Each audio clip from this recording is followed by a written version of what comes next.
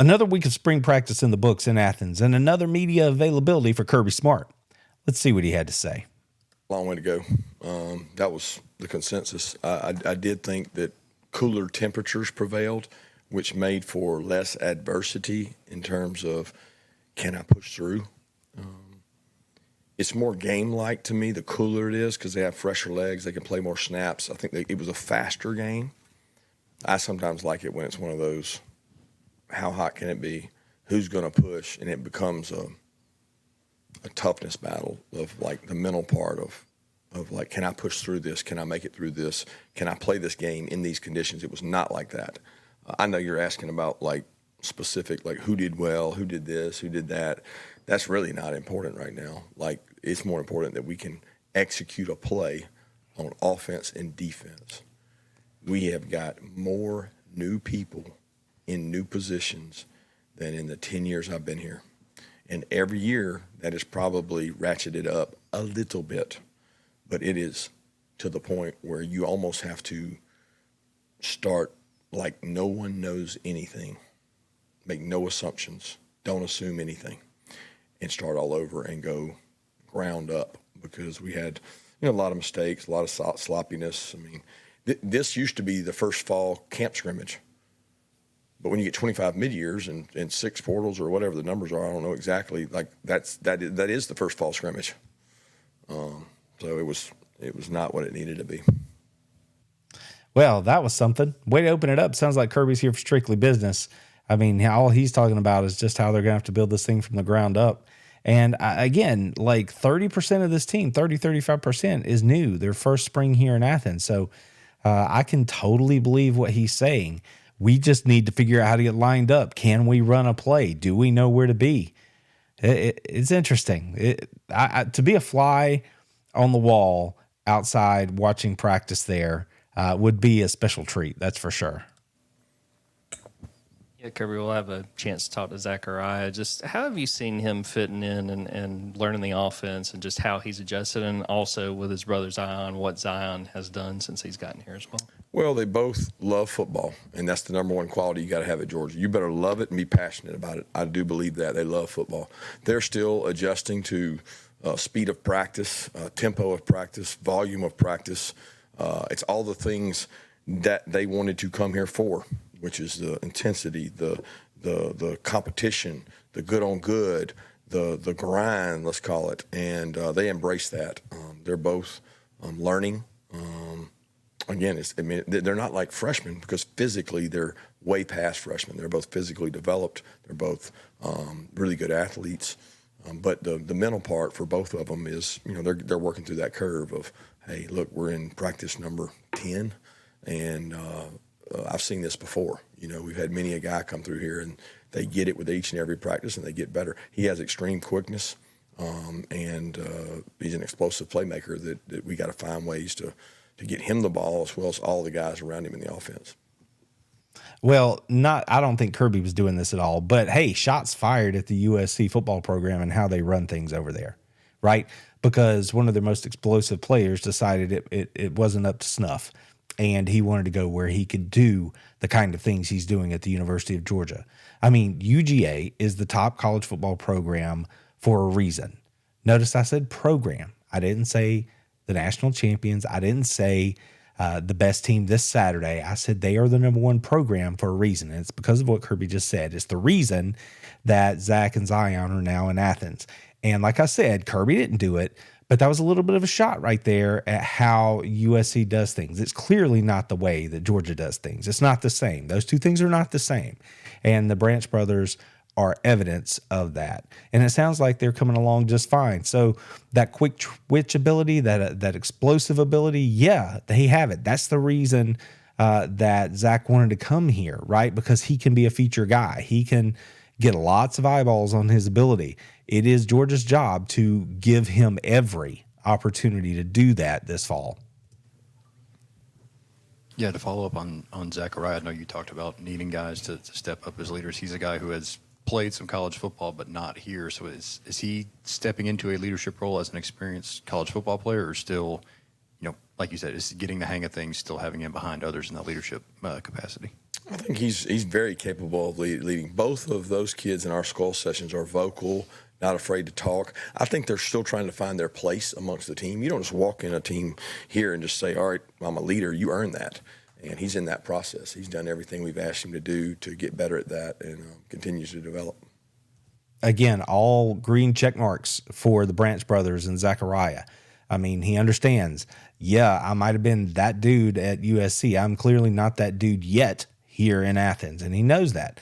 So and that doesn't surprise me, because they come from a family of people that like to work hard, that like to grind it out. So the fact that he knows he has to go earn it, it just speaks to the young man's character, and that's a good thing. You said last week you were working on stopping the run and running the ball. What did you see from Saturday, progress-wise or reversal-wise? Spurts of each. I mean, we had a couple explosive runs. We had a lot of 2 to 3 yard runs that, one guy misses an assignment, one guy makes a play. I think the energy level and the passion on the defensive side was ahead of what the offensive was in the run game. But still, the offense dominated the red area. The third down was like 50-50. It was a toss-up in a lot of the other periods, but it's not where it needs to be on either side of the ball. To be honest with you, we don't run the ball well enough or stop the run. I think a lot of that comes from a physical mentality. And that's the thing right there that Kirby just said. The bottom line when it comes to playing rush defense is it's want to. You have to want to do it. It's not easy, because not everybody's going to be breaking free for a tackle for loss. That's not how it works. You have to do your part. But if everyone does their part and then runs to the football, you can be a great rush defense. But it's about want to. So the fact that he mentioned right there that their want to was a little bit more than the offense's want to on Saturday at the scrimmage. I mean, if I'm a defensive guy, I'm like, yeah, that's where it needs to be or better every time out if we want to do this the right way. So, I'm taking away from that it means something to them. They're getting the message, and they're starting to see that that's what separates and that's what makes you a good rush defense. As far as the offense is concerned, just like he just said, you just have to have an attitude about you that you were going to move another human. And that's what it comes down to. And that comes back to execution and, yes, want to, but it's a physical thing, and you just have to make it happen sometimes. Not every run is going to be a 30-yard run. You're going to have 2, 3, 4. But if you are physical on every run, then eventually those will get loose. They'll start to break a little longer, and then you get those big plays. So it's a battle in the trenches every play when it comes to the rush game. Kirby, what kind of spring has it been for Ernest Greene, and how do you like him at right tackle? Yeah, Ernest he's had a few bumps and bruises. He's dealing with I don't know which finger it is. He's got a dislocated finger that he's having to wear a club. So it's frustrating for him because he can't use his hand. I told him it's going to be a chance to get a lot better, because when he comes back with his use of his hand, he's going to be a lot better. He's practicing hard. I feel like he really tried to play hard Saturday in the scrimmage. He and Micah tried to lead and push people. So I'm pleased. I'm pleased with his toughness, because he's got a club on his hand and he's out there competing and getting better each day. You really like to hear that about the toughness and about pushing through with injury, because you're going to get beat up along those lines of scrimmage. And it's good to see he's out there still putting in the work at right tackle. And that's going to be something that he's going to have to, really nail down if Georgia's going to be what we think they can be this year, because they need to settle as much as possible on those 2 tackles. And then you can kind of build everything else out from there. So it's good that they're out there getting the reps. It's good to hear Micah's name mentioned too, because that's someone that a lot of people thought that they would hear more from last season, especially with all the injuries. But of course, he had some of his own. So it's good to hear that he's out there being a physical force, because if he comes through and is the kind of physical player that we believe he can be at the guard position, and then you pair him with a large man like Ernest Greene, then you might really be able to start to move some people on that side of the line, and that would be a really good thing for this Georgia run game. Kirby, I know you lost a ton of snaps on defense from last year, but when you talk about so many young players, offense and defense, is one side of the ball more difficult to teach the game to younger guys, or just kind of depends on the players? No, I think it's the same difficulty on each side of the ball. It's not easier one way or the other. Young players are young players, and we've got to grow these kids up, and a lot of them are going to, push for playing time or be in your depth. And we learned last year. I mean, we're out there playing with a couple true freshmen all over the field. KJ Bolden, Nate Frazier, other guys had to step up and play, and Chauncey and those guys had to play. So I don't think it's easier one side of the ball or the other. Youth is youth. What have you seen from Ryan Montgomery with what he can do at this point, and then Hezekiah just as the two freshman quarterbacks?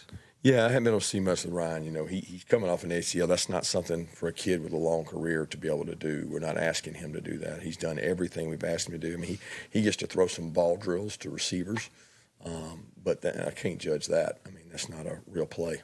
Buddha has done a good job. There's a lot of information coming at him and Coulter and even Ryan, for that matter, in meetings. But I like Buddha's attitude. He doesn't get down on himself. He has a positive attitude. It's easy for a freshman quarterback, to live in a moment of like, what am I doing here? Am I out of place? And the analogy of drinking water through a fire hose comes to mind when you think of a freshman quarterback. And we're just trying to taper down that water pressure.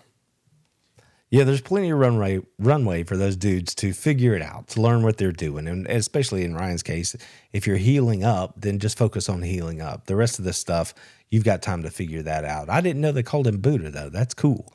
Hezekiah, that's kind of a cool thing that they call him Buddha. But it's good to hear that he has a good temperament about him, especially as a freshman. That's something that might bode well for the future. Yeah, what have you seen out of JOENEL AGUERO in his third year in the program, and how has he sort of reacted to the fact that you guys bring in 3 transfer defensive backs there as well this offseason? Oh, man, I don't think he cares about that. I mean, he wants to win. If you want to win, then you want good players. So I think there's a societal emphasis on if people come, then that dangers me. I mean, if people come, that'll make you work harder. I mean, people don't look at it the way I do. Is we got a lot of kids who chose to go to other schools, and they started earlier, and they finished there, and then they're not playing any more football. And then the guy we got over the guy that we wanted comes in, doesn't start, plays a lot of football in year 2 and 3, and then goes on to be successful. But the kid over here that went to the other school never got any better, and he played as a freshman. So I don't know. I don't see it that way, but I see JOENEL getting better day by day, and he's working hard, and he's becoming more vocal, which is tough on him. He's not a vocal kid. He doesn't like to talk and open up, but he's getting better at it. ABC, always be Cretin. That's Kirby Smart for you. I know that wasn't the forefront of his mind right there, but that's what it is. It's a message. It's like, listen, do you want to get better? And if you do, come here and play for us. We're going to bring you along, and it's going to be worth it in the end. It's going to be hard. We're going to challenge you, but it will be rewarding on the backside. He just gave another case study right there of Aguero, who, if he can stay healthy, this could be the year that we really see something from that 5-star prospect that signed with Georgia a couple of years ago. Kirby, you already talked a little bit about Zion, but I'm kind of continuing off those 2 other safeties, transfers to safety with Jaden Harris and Adrian Maddox. What have you seen from them this spring since they joined the team? Flashes. But flashes don't win games. Consistency does.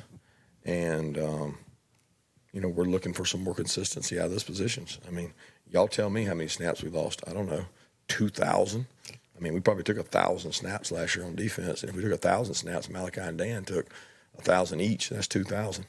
So I know KJ played a good bit, but there's a lot of snaps missing out there. And these guys are coming into a defensive system that requires heavy communication, and we're not going to let the offense dictate to us. So we have a lot of things we do to create an advantage when an offense does something, and you got to be able to communicate to do that.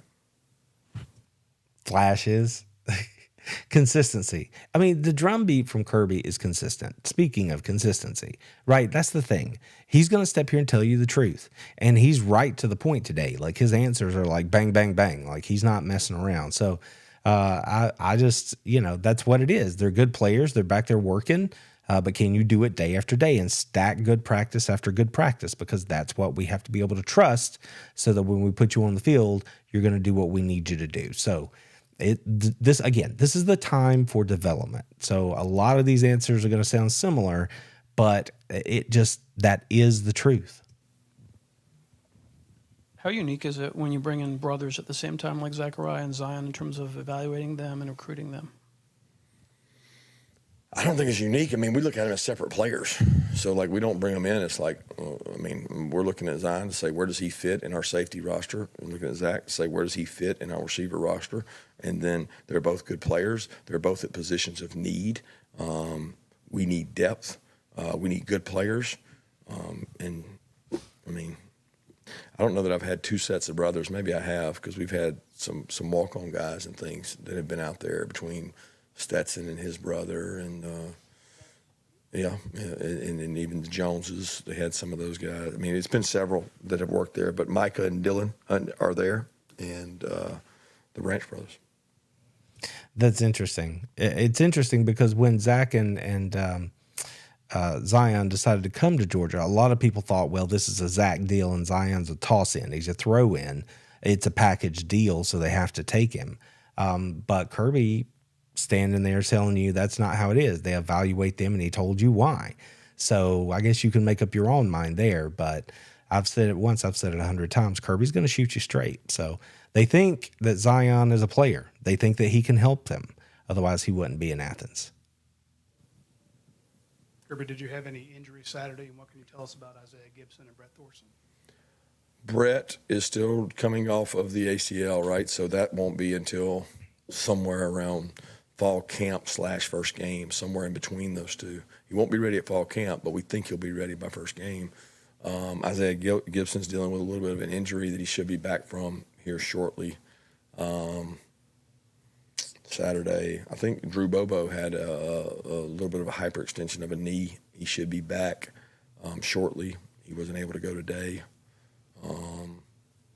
I can't remember anybody else. I mean, I'm sure y'all know. Y'all have checked all your websites and got all your inside sources. So I don't know why you ask me, because all y'all do is just go get the information. So if there's somebody specifically you're asking about, but it's not a secret to me, because y'all just go out and get all the information from people y'all solicit.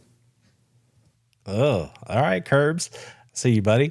He doesn't like to let anybody know anything about his program. So insider sources, beware. I guess that's what we'll say there. Good to hear, though, that it doesn't look like there were any major injuries Saturday at the scrimmage, and everybody's going to be okay. Yeah, not really a spring ball question, but the hard cap 105, I assume, is going to be in play by the fall. What is that doing to you guys' process even right now? Because, I'm sure you're going to have to get under the number. And what kind of difficulties is that going to do to how you guys practice around here?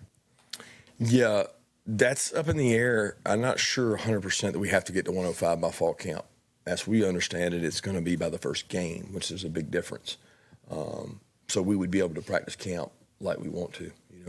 I think everybody's got to take a big pause right now and say deep breath, because of what's going on with basketball right now is crazy, and we don't know everything that's going to come out with April 7th, which might be April 7th. We might be the settlement date where we get a lot more information. But, everybody's on pins and needles because we don't know exactly what's going to come out of this. What I do know is that we're going to continue to recruit people who love football, who are passionate about football, and that don't put money as the number one answer. Like, I've never met a really good player that's all they cared about. So, like, the 105 number, the NIL number, what's the cap number, what is this going to be? There's stuff going on right now, guys, in college football. I mean, there's people reaching out to have a Zoom call and present all the players they represent that are on teams, including our teams. And they want to invite people to the Zoom so they can watch and see who's going in the portal or shopping who's in the portal before the portal. Do you want to get on the Zoom and look at all these players? I'm like, well, what if some of them are mine? I mean, it could be one of the most legendary, moments in all of college sports with what's coming up on this ruling and how people are going to try to manipulate a cap when all we're trying to do is make for competitive balance. And it's really unfortunate that I don't know if competitive balance is going to come out of it. You know, like I don't know if the kids win in this model that we currently have, if they win long term. Like long term, when we have to cut sports and cut other things, are the kids going to be the winners of this? I don't know. College sports been around a long time and given many an opportunity. And by all means, I want these kids to make money. But what's going on right now is not good for anybody. Wow, there's a lot there. Shopping players before the portal even opens, kind of brazen. But I guess there's no rule against it. And it's like Kirby said, what if you get on there and it's one of your guys? Awkward, right? I don't know. I'm with Kirby. The guys, the players should be compensated. But, and I've done videos on this before, there has to be some sort of guidelines put on this thing. And if it worked the way it was intended here, with all of this legislation trying to get back to a place where we're really just looking at competitive balance, if it actually worked that way, that's a good thing. But that's not how it goes, because people can't ever just leave it well enough alone because they're motivated by that dollar. Not the players necessarily, but the people around them. And Kirby has spoken on this before as being someone who supports college athletics, college football, and the other sports. And when he speaks on it like this, he knows people are paying attention.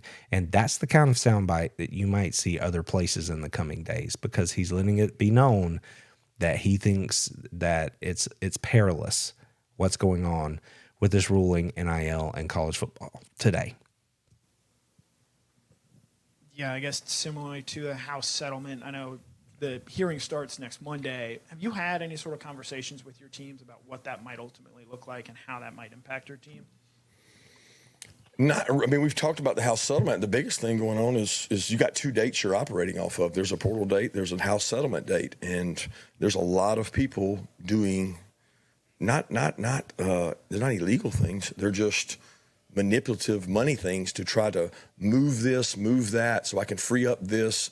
And what's going to happen? There's probably going to be a bubble or a spike, and then agents are literally trying to take advantage of that every minute they can. They want to get all they can for their client, but at the end of the day, it may backfire, because there's going to be a correction in the market at some point when this cap hits. If the cap is truly what the House settlement wants it to be, if there is truly a cap, if you just keep trying to front load and pay out people, and what's going on in basketball now and football now, people are trying to beat a date, then what's going to happen when those people expect that same money the next year and it's not there because you're in a cap? Like, there's going to be a correction eventually, and I don't think any of us know what's going to happen. Wild, Wild West. They're going to nail it down. That's a great point right there. And he pointed out everything I just said. So, and I would hate to be those kids who end up in that situation where they're told one thing and then it has to change. I mean, I guess if they leave the transfer portal open, you can just transfer again, but that's not good, in my opinion, for guys who are trying to advance themselves as players or as student athletes. Yes, that is still a thing. So if you're bouncing from school to school, I can't see how it's good for any of those things, the student athlete part or the player development part. Yeah, we'll have a chance to talk to KYRON Jones. He's one of those older defensive backs at this point on the team. Where is he working now, and what have you seen from him, especially over the course of his time in the program? Well, I've seen toughness, number one. He's a thumper. He doesn't always take the perfect angle. He's raw in some things, but he is tough. He does love football. He does play hard. And he got to keep getting better. Like, he's a kid that we took a chance on because we said, he's a really good athlete. He's really fast and he's got size. But he had not played defensive back. I don't think a defensive back is a position you can just go learn 1 year, go play. It doesn't happen that way, not unless you grew up playing 7-on-7 and played, in the backyard. I mean, Malachi played some safety because that was his 7-on-7 home. But with KYRON, that's been a work in progress. But he's got toughness. He's made some plays, and he continues to get better, and he is physical. So we heard from Kirby right there that KYRON has all those intangibles that he likes so much that they are putting a priority on right now. And he's mentioned it himself. This is the time of year where the coaches have to grow these kids up. And what he means is they have to coach them up. And you get a guy like KYRON Jones, who is taking coaching, he loves the game and he's working hard, odds are good he's going to get it. Is that going to give you the same sort of top end result that you might get from a Malachi Starks or somebody like that, since he was referenced here? I don't know about that, because ability is ability. But that doesn't mean that you can't go be a tremendous football player and help your team win, and win at a very high level.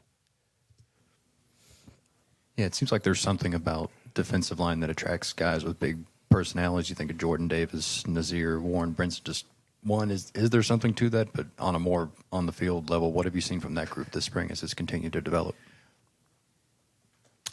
I've seen improvement from that group. I think Trey does a tremendous job with his group. We've not had Christian out there, obviously, with the surgery, so there's been a lot of young guys getting work. I've really been impressed with Nnamdi and Jordan and Nas. Like, they're working their tail off to get better. They're buying in. They've seen what Trey has done with guys in their second year, with guys in their third year, and then guys in their fourth year really do well here.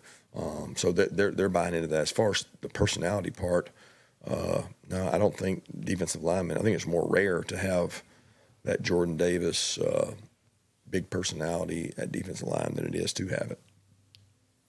Well, I don't know about the personality part, but I will tell you this, and maybe Curry just didn't want to say it, but you got to be a little crazy. You got to be a little nuts to want to play defensive line. So just saying, a little personal experience there. Spent a lot of time around it. Personality is one thing. It's good to hear, though, that those young men are working hard to get better and that they're buying into the coaching, because clearly the track record for Georgia is there when it comes to defensive linemen. Another NIL type question, Coach. I don't know if you've got any examples. I'm not asking for specific names or anything of kids, recruits coming on your campus and say, look, I've got an offer from so-and-so school. Would you match that or surpass that for me to sign with Georgia? No, Nobody does that. I think they want that. Okay, deep down inside, that might be in their back of their mind. And ultimately, that's the goal of it's human nature. I think players have value and they should be rewarded for that value. But at the expense of what? At the expense of us having 3 or 4 sports that can't do anything and support anything?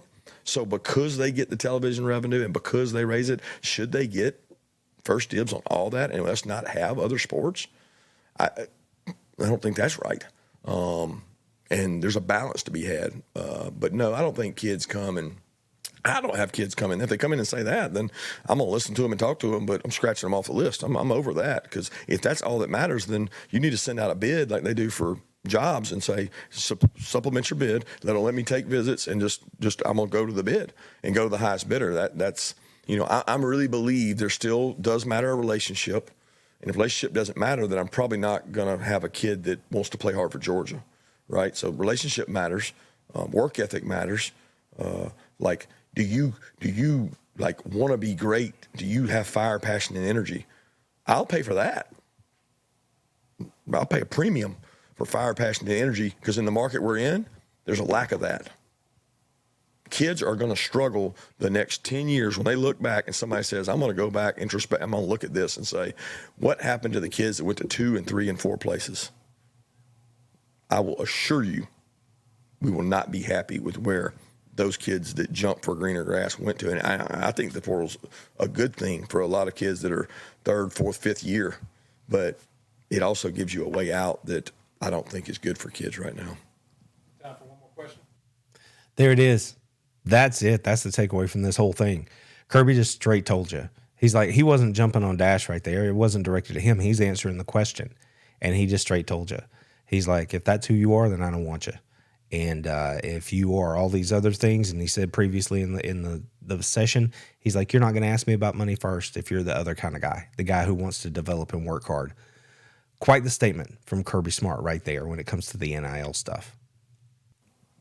Kirby, what can you tell us about Terrell Foster and Bo Gardner? I can tell you that they work as hard as anybody on our team. Terrell Foster takes snaps, competes, leads, loves Georgia, works his tail off. Just incredible. I mean, Terrell's a kid that has earned NIL by the way he works. Bo is one of the best snappers in the country. Was up for I think it's the Manley Award, and came close to winning that. Probably, we'll have a chance to do that this year. He's a tremendous athlete, comes from a great family, and he does everything we ask. And he and Peyton, man, they're like a a great team together, very consistent, in what's a really high pressure job. Where they're talking about a pitcher and a catcher, right? The battery. So a snapper and a kicker is very much the same way. There's a lot of timing, a lot of rhythm. Very important that they would mention that right there. And it's good for Kirby to give those dudes a little shout out on the back end. Until next time, y'all enjoy the rest of the videos here on the channel. I'll see you over there. Go Dogs! Told them, how about them fucking dogs? That's what I told them.